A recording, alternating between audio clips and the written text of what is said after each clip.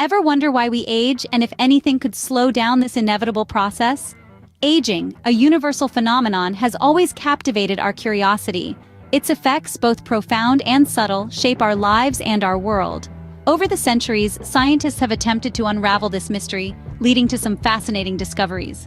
The journey to understand aging began in the early 20th century.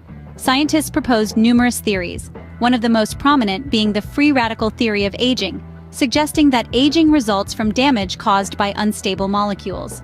While these theories provided some answers, they also raised more questions, paving the way for further research.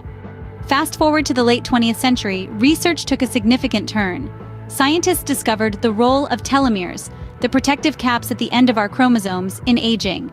As we age, these telomeres shorten, leading to cellular aging.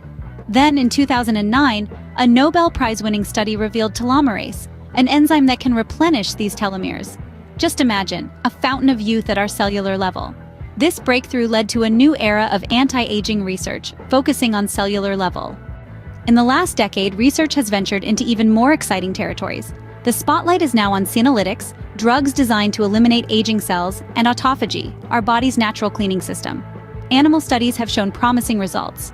Mice treated with senolytics lived healthier, longer lives, and enhancing autophagy in nematodes extended their lifespan. While these findings are encouraging, we are still a long way from fully understanding or reversing aging. So, what does the future hold for anti-aging research? As we peer into the horizon, gene editing techniques like CRISPR hold immense potential. They might well be the key to unlock the secrets of longevity. But this futuristic vision is not without its challenges. Ethical considerations loom large, raising questions about the implications of tampering with our biological clocks. While we may not have found the fountain of youth yet, the journey to understand aging continues to offer intriguing possibilities.